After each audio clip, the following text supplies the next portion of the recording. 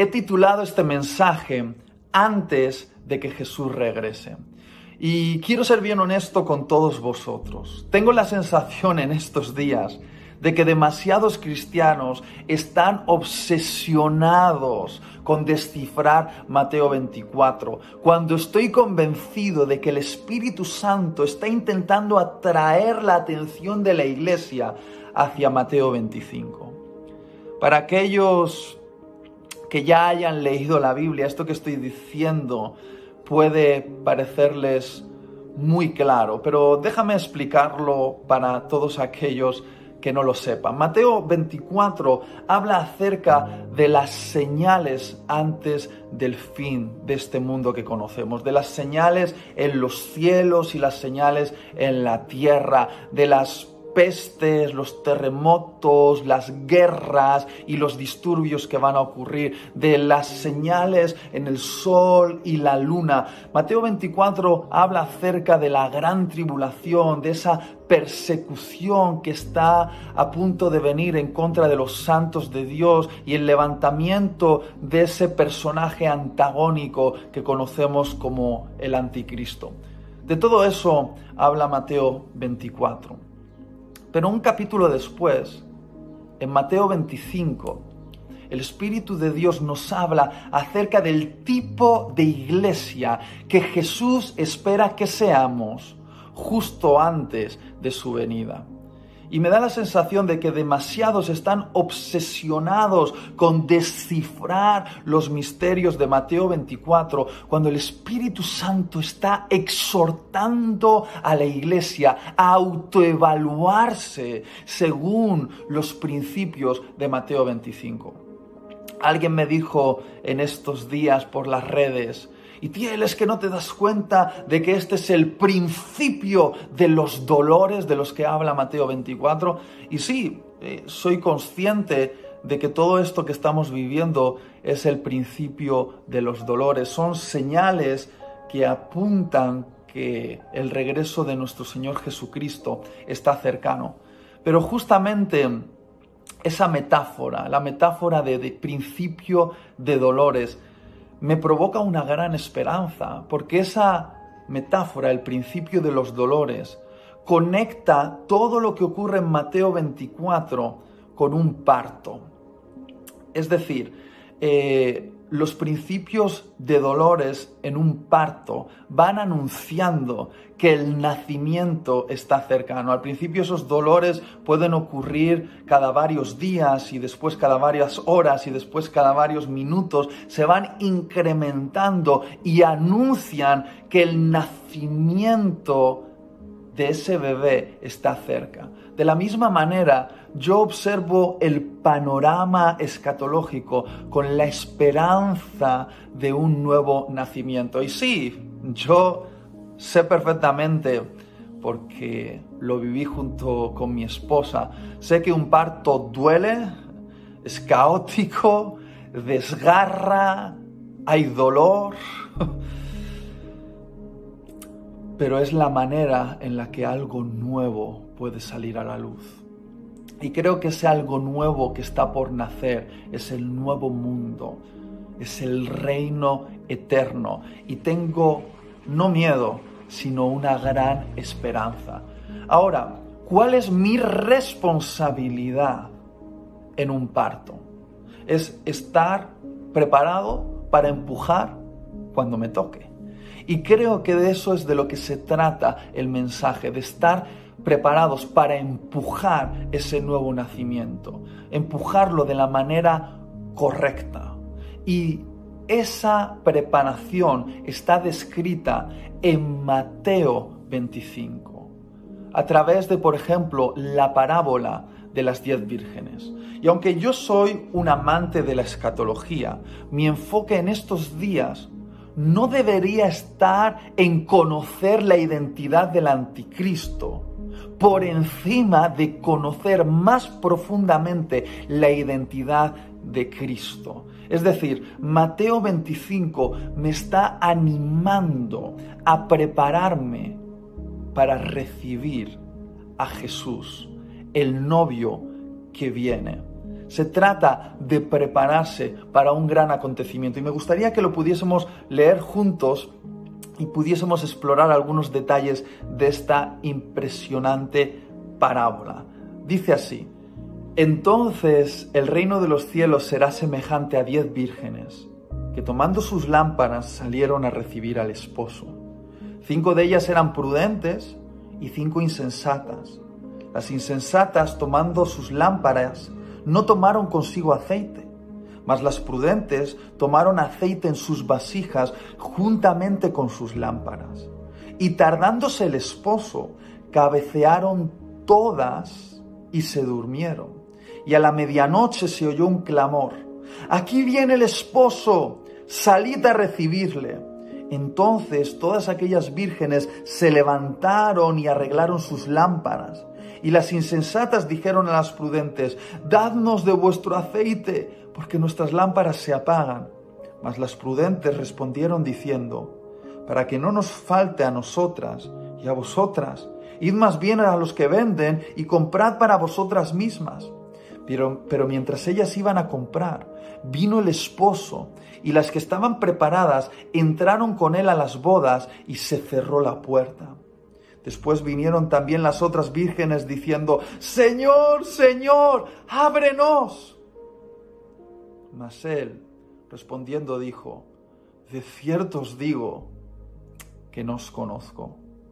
Velad pues, porque no sabéis el día ni la hora en que el Hijo del Hombre ha de venir». ¡Wow!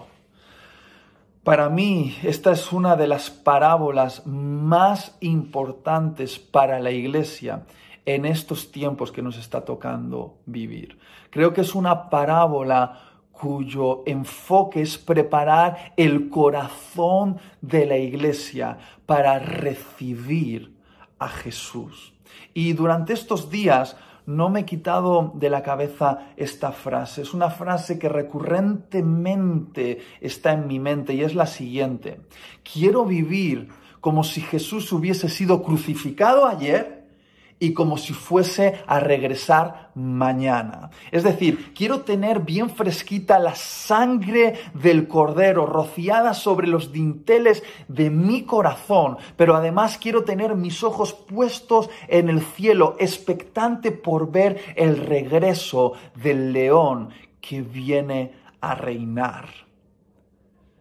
Es decir, quiero vivir como si Jesús hubiese sido crucificado ayer y como si fuese por venir de regreso mañana. Y creo que esta parábola prepara mi corazón para esto y lo hace a través de una historia que era bien conocida por los judíos de aquella época que escucharon a Jesús relatar esta parábola. Jesús comparó su regreso con una boda y comparó a la iglesia con 10 vírgenes cuyo objetivo era esperar el regreso del novio. Ahora, quiero hacer un apunte aquí.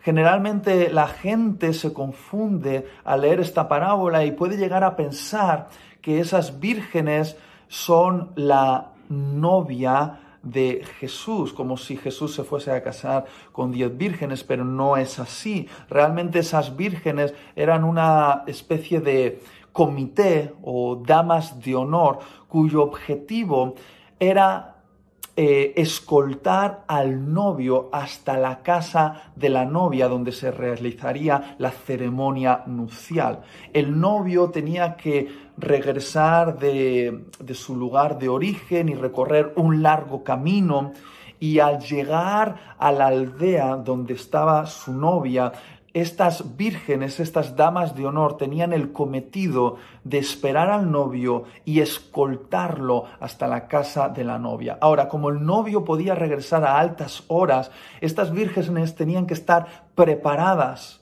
con lámparas encendidas para escoltar al novio en medio de la oscuridad de la noche. Y sí, en este contexto, esas 10 vírgenes representan a la iglesia, aunque sabemos que nosotros somos la novia de Jesús. En esta parábola somos representados a través de esas 10 damas de honor, cuyo objetivo es mantenerse despiertas, velando, esperando el regreso del novio para escoltarlo hasta la casa de la novia. Ahora, lo interesante en esta parábola es que el novio regresa a una hora incierta. De hecho, regresa a la medianoche. Eso, en el contexto de esta parábola, representa que es el momento de mayor oscuridad de la noche. Y creo que esto se conecta muy bien con lo que estamos viviendo hoy en día. Estamos viviendo tiempos de gran oscuridad en la historia de la humanidad. Creo que no necesito dar muchos detalles al afirmar que estamos viviendo tiempos muy peligrosos, tiempos de oscuridad. Pero que haya oscuridad no es un problema, porque estas vírgenes tienen lámparas. Y me gustaría que pudieses aceptar este principio. Para brillar es necesario que haya oscuridad. Es decir, debes aceptar que haya oscuridad, porque eso es una oportunidad para brillar. Ahora, me gustaría hablarte acerca de 3 cosas que esta parábola nos revela acerca de la iglesia que ha de recibir al novio. Quiero hablarte del adormecimiento, quiero hablarte del gran despertar y quiero hablarte de la prioridad de cultivar aceite. En primer lugar, me gustaría hablarte del adormecimiento. Creo que esta parábola de forma profética nos está anunciando que la iglesia que precede a la segunda venida de Jesús es una iglesia que va a tener la tentación de quedarse dormida. Dice esta parábola que como el novio tardaba en regresar, las 10 vírgenes se durmieron. Y yo creo que ese es el peligro de la espera, quedarnos adormecidos. Y creo que esta parábola está anunciando una posible somnolencia en la iglesia, una iglesia dormida o una iglesia anestesiada. Digo esto comparándolo con la anestesia que alguna vez me ha puesto el dentista a la hora de extraerme una muela. No sé si alguna vez has experimentado esto, pero cuando el dentista está por sacarte una muela, te anestesia la boca para que no sientas dolor. Y ciertamente no sientes dolor, pero tampoco sientes nada más. Pierdes la sensibilidad en la zona anestesiada. Y de alguna manera, creo que esta parábola nos está hablando de una iglesia anestesiada, que ha perdido la sensibilidad, que está apática, que está, pero que no está. Creo que esta parábola nos está anunciando el peligro de quedarnos dormidos como iglesia, cuando deberíamos estar velando, esperando el regreso de Jesús. Y durante estos últimos meses, incluso antes de que la pandemia nos alcanzase, el Espíritu Santo ya me estaba hablando acerca del exceso de entretenimiento en mi vida. Porque yo estoy convencido de que el entretenimiento es el gran anestesiador de nuestra generación. Yo creo que un poquito de entretenimiento es saludable, pero entretenimiento en exceso nos puede adormecer. De hecho, yo estoy convencido que quizá mi mayor problema para alcanzar los propósitos de Dios en mi vida no es tanto mi pecado como el exceso de entretenimiento.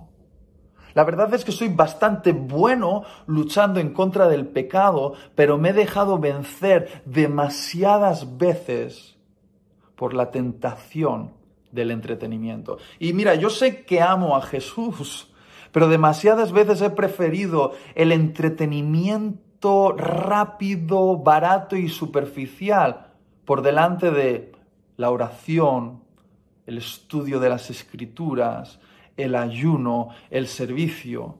Y hoy en día llevamos en nuestro bolsillo un aparatito que nos da acceso a un sinfín de posibilidades de entretenimiento. Nos da acceso a vídeos, música, juegos, podcasts, blogs. Nuestra generación, como ninguna otra generación, lleva en su bolsillo, en el smartphone, la posibilidad de entretener su mente con cualquier estupidez. Y con el tiempo me he dado cuenta de que el mayor fracaso en mi vida puede ser tener éxito en las cosas equivocadas. Lo voy a volver a decir. El mayor fracaso en mi vida puede ser tener éxito en las cosas equivocadas. Conozco un montón de jóvenes que son realmente exitosos en aquellas cosas que realmente no valen nada.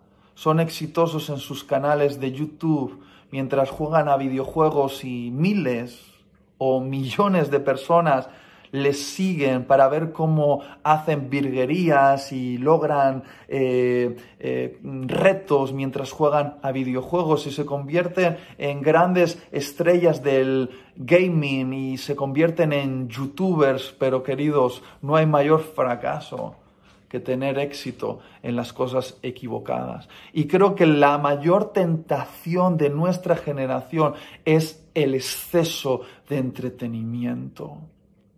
Porque quizá el entretenimiento es nuestra forma de decir a Jesús que estamos aburridos de su gloria. Una pregunta desgarrada que Jesús hace a sus discípulos en Lucas capítulo 18, versículo 8. Él dice, cuando regrese, ¿hallaré fe en la tierra? Y yo creo que es una pregunta honesta de Jesús.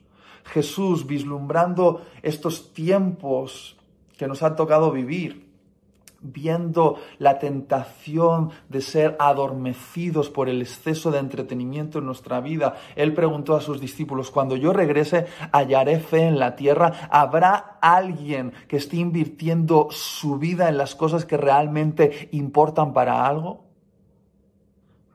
Y mira, he llegado a la conclusión de que la única manera de vencer la adicción al entretenimiento y sustituirlo por una devoción a Dios es hacerlo aunque no tengas ganas, orar aunque no tengas ganas, leer la Biblia aunque no tengas ganas, servir aunque no tengas ganas, ayunar aunque no tengas ganas.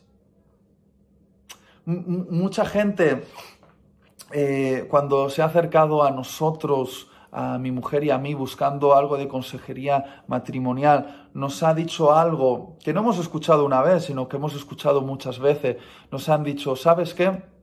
Hemos dejado como pareja, como matrimonio, de tener relaciones de intimidad. Ya no hacemos el amor. Y de hecho muchas veces dicen, cuando éramos novios éramos tentados constantemente a excedernos en nuestro contacto íntimo, pero ahora que estamos casados es como que nos hemos abandonado y no nos buscamos, no nos besamos, no nos acariciamos.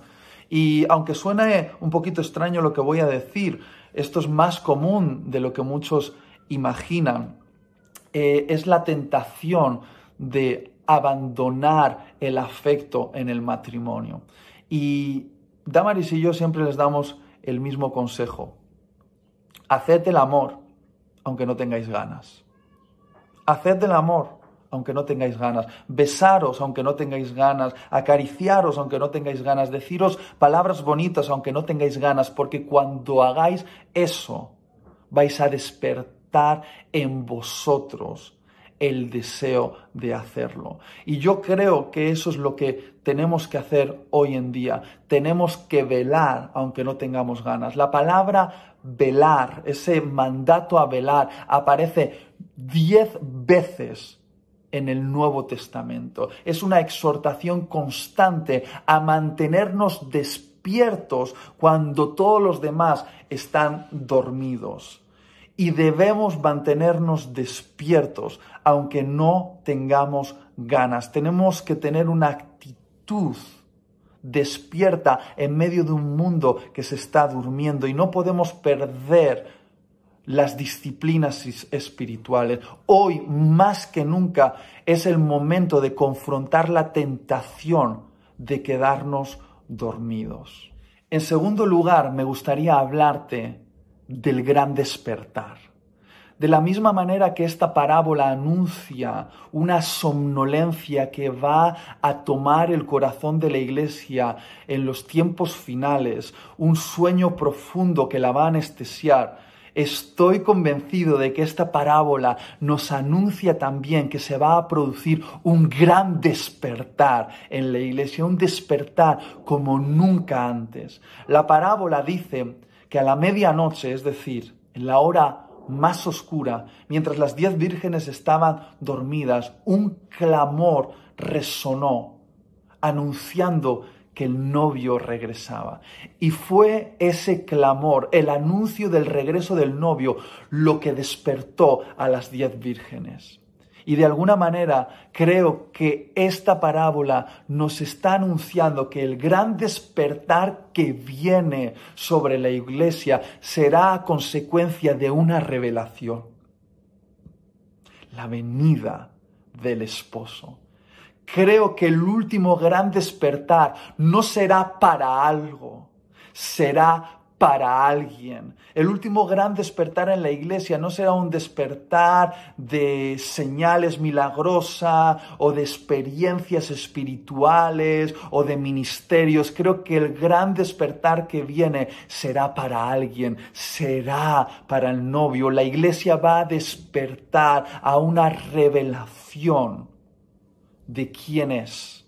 Y creo que a lo largo de la historia hemos ido experimentando como iglesia revelaciones acerca de quiénes somos y quién es Jesús.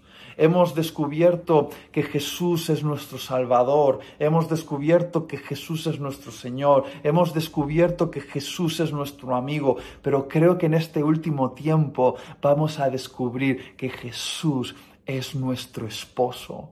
Y creo que como iglesia vamos a despertar a una pasión ardiente por Jesús como nunca antes. Y digo esto con autoridad porque he tenido la oportunidad de viajar por diferentes países y ir a muchos congresos juveniles. Y tengo que deciros que tristemente ha habido un mensaje que se ha olvidado en nuestra generación, y es el mensaje del regreso de Jesús. Para algunos jóvenes esa idea de que Jesús va a regresar es como algo exótico, algo que ni siquiera imaginan porque nunca han oído una predicación acerca del regreso de Jesús. Y una evidencia de que este mensaje se ha olvidado en nuestra generación es que mientras que la iglesia primitiva tenía mártires, la iglesia de hoy tiene celebridades.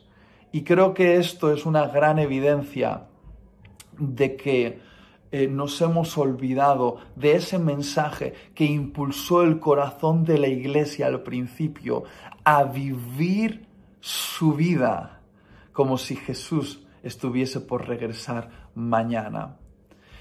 Aunque es cierto que Mateo 24 anuncia un montón de calamidades que están por ocurrir, también anuncia algunos de los acontecimientos más grandiosos para la iglesia. De hecho, Mateo 24 dice que antes del fin, el evangelio del reino será predicado a todas las naciones. Y no puedo ocultar mi emoción al decir que estoy esperando una gran cosecha. Es cierto que los tiempos finales serán tiempos realmente difíciles, pero también serán tiempos de gran oportunidad para el Evangelio. Y de alguna manera ese gran despertar que estamos por experimentar nos va a hacer ver los campos listos para la cosecha. Casi puedo escuchar a Jesús diciendo: mirad los campos y ved cómo la mies está madura para ser recogida. Orad pues por obreros. Mira, demasiado tiempo hemos pasado orando por la mies, cuando Jesús nos está desafiando a orar por obreros. La mies ya está preparada. Ahora se necesitan obreros despiertos para recoger una gran cosecha para la gloria de Jesús. Y aunque es cierto que una gran somnolencia está tomando el corazón de la iglesia en este tiempo, una iglesia que está apática, entretenida e insensible, de alguna manera también está ocurriendo algo, está ocurriendo un gran despertar en nosotros que nos va a preparar para la gran cosecha en el tiempo final. En tercer y último lugar, quiero hablarte acerca de la prioridad de cultivar aceite en estos días. Si te fijas bien en la parábola, las 10 vírgenes tenían lámparas, pero solo 5 de ellas tenían aceite suficiente. Y lo que diferenció a las prudentes de las imprudentes no fueron las lámparas, sino el aceite. Fíjate bien, la lámpara es un instrumento que se fabrica y tiene una utilidad. De alguna manera creo que la lámpara representa lo que hacemos.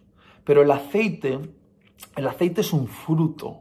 El aceite viene de la oliva y la oliva se cultiva en un olivo y después se procesa para obtener el aceite. Es decir, el aceite es aquello que cultivamos. En otras palabras, yo creo que la lámpara representa nuestros ministerios como cristianos. El ministerio que todo creyente tiene de llevar luz al mundo de alguna manera, es decir, es lo que hacemos, aquello a lo que dedicamos nuestro esfuerzo para brillar en medio de la oscuridad, que es muy importante, pero no es lo más importante. El aceite representa la intimidad con Dios que se cultiva. ¿Y por qué estoy convencido de que el aceite representa esto?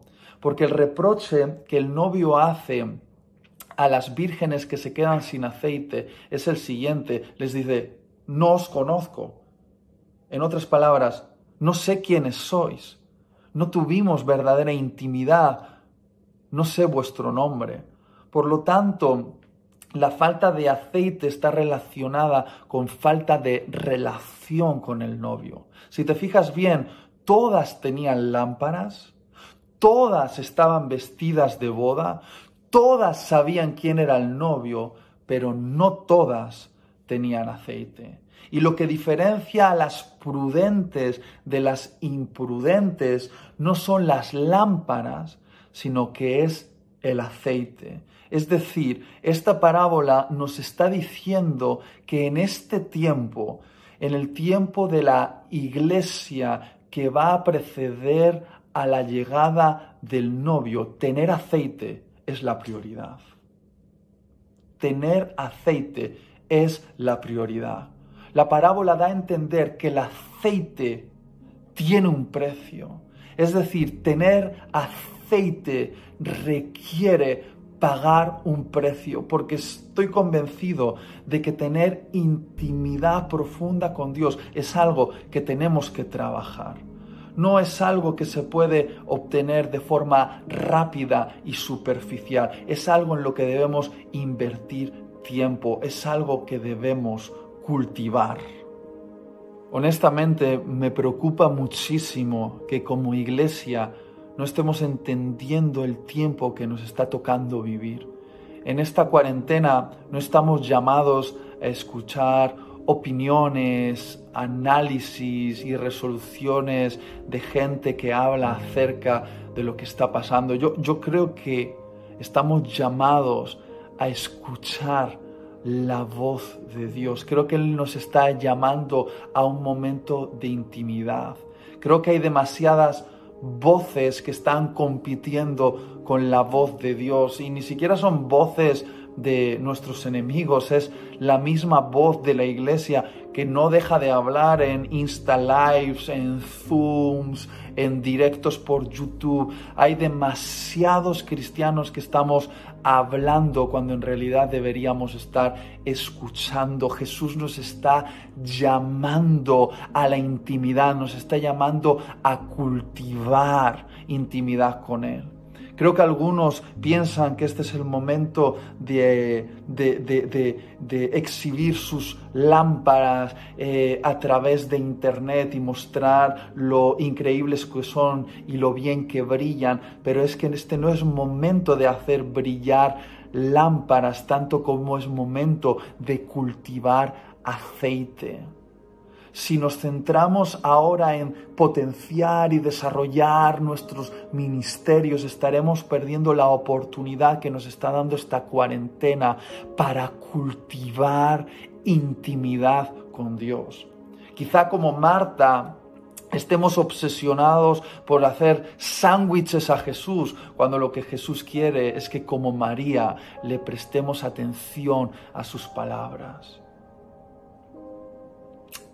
Yo he sido muy tentado en estos días a convertirme en un productor de contenido y hacer brillar mi lámpara, sabiendo que ahora todo el mundo está conectado a internet, aprovechar la oportunidad para autopromocionarme, hacer brillar mi lámpara, pero estoy convencido por el Espíritu Santo que es momento de cultivar aceite. Si no lo hago ahora, puede ser que esté perdiendo la oportunidad de cultivar una intimidad que me va a preparar para brillar como nunca en tiempos de gran oscuridad. No quiero quedarme sin aceite en el momento en el que más se necesita. Y de hecho es muy interesante porque en esta parábola las 5 vírgenes que se quedan sin aceite le piden a las otras 5 que habían sido previsoras y llevaban aceite extra que compartiesen su aceite con ellos y estas vírgenes no comparten su aceite. Las vírgenes prudentes no comparten su aceite y casi parece como algo contrario al espíritu cristiano, pero lo que nos está diciendo esta parábola es que hay cosas que son intransferibles. La intimidad con Dios es intransferible. Hay un precio que se paga por obtenerla y no se puede transferir. Tú tienes que cultivar esa relación con Dios. Y mira, estoy convencido de que hay muchas causas nobles que pueden consumir nuestro aceite y que en tiempo de cultivar podemos gastar aceite. Recuerdo la historia del farero, un buen farero, un farero de gran corazón, cuya misión era mantener la luz del faro encendida en un lugar muy peligroso, con muchas rocas peligrosas para los barcos. Era un lugar por donde no acostumbraban a pasar barcos, pero donde era necesario que hubiese una luz anunciando el peligro. Y generalmente el cargamento de aceite llegaba al faro una vez al mes. Y durante ese mes, algunos vecinos del pueblo llamaron al farero. Una vez fue una abuelita que le pedía un poquito de aceite para prender su chimenea en una de esas noches de frío. En otra ocasión fue un padre de familia que pidió al farero un poquito de aceite para poder preparar el fuego para la comida. En otra ocasión fue una madre que pidió al farero un poquito de aceite para poder arreglar una máquina en su casa que necesitaba ser engrasada. Y constantemente este farero, de buen corazón pero inconsciente, iba dando su aceite a los que le pedían, hasta que de repente, en una noche, su faro se quedó sin aceite y la luz se apagó. Y tristemente esa fue la noche donde un barco se acercó a la costa y encalló, hundiéndose y causando un gran desastre y dejando muchos muertos. Cuando preguntaron al farero qué es lo que había pasado, el farero no supo qué decir. Y creo que de alguna manera esto puede hablarnos a todos nosotros que tenemos motivos muy loables por los que desgastar nuestro aceite, pero ahora es prioritario cultivar intimidad con Dios. Y va a haber algunas evidencias que como iglesia nos van a acompañar si cultivamos aceite. Creo que esas evidencias van a ser un espíritu sensible a la presencia de Dios y un alma sensible a las necesidades de la gente. Creo que una persona que cultiva aceite es una persona que suaviza su sensibilidad espiritual con Dios y suaviza su sensibilidad con las necesidades de la gente. Y creo que es momento de cultivar aceite y hacernos sensibles, porque durante mucho tiempo hemos estado demasiado entretenidos y nos hemos anestesiado, nos hemos insensibilizado a la presencia de Dios y a las necesidades de la gente. Y en el cultivo de esta intimidad con Dios vamos a sincronizarnos con su corazón y vamos a comenzar a amar lo que Jesús ama y a odiar lo que Jesús odia. Porque tenemos que entender el corazón de Jesús para no escandalizarnos con Él en este tiempo que está por venir. Tenemos que conocerle profundamente. Debemos conocer todas sus facetas. Debemos conocerle como Cordero y como León. Para que no nos pase como Juan el Bautista, que aunque vio que el Espíritu Santo vino sobre Jesús y él mismo anunció que era el Mesías, como Juan el Bautista anunció que el Mesías vendría a gobernar con vara de hierro y a hacer justicia, es decir, tenía un marco en su mente de cómo debía ser ese Mesías, y de repente Jesús apareció comiendo con borrachos, abrazando prostitutas, haciéndose amigo de publicanos.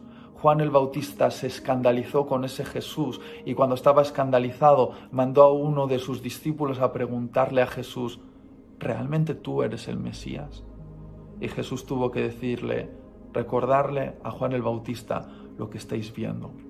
Juan el Bautista no podía entender a un Mesías que venía como Cordero para ser sacrificado en la cruz, porque él esperaba un león que viniese a tomar dominio. Pero de la misma manera en estos tiempos finales nos puede pasar algo parecido.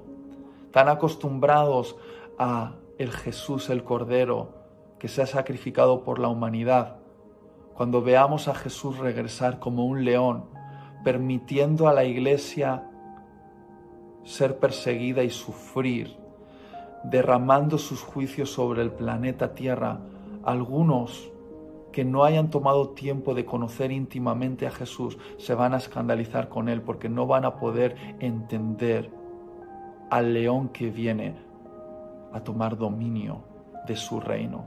Y hoy más que nunca es prioritario cultivar aceite. Debemos cultivar intimidad. Eso es lo que nos va a mantener ardiendo en la hora oscura. Y sí, es cierto, las puertas de nuestras casas permanecen cerradas, pero la puerta de la gran boda todavía está abierta.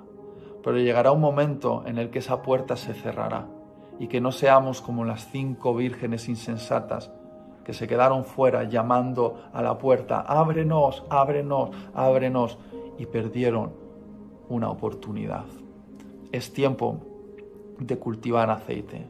Por lo tanto, iglesia, no nos adormezcamos, estemos listos para el gran despertar y cultivemos el aceite de la intimidad. Dios os bendiga.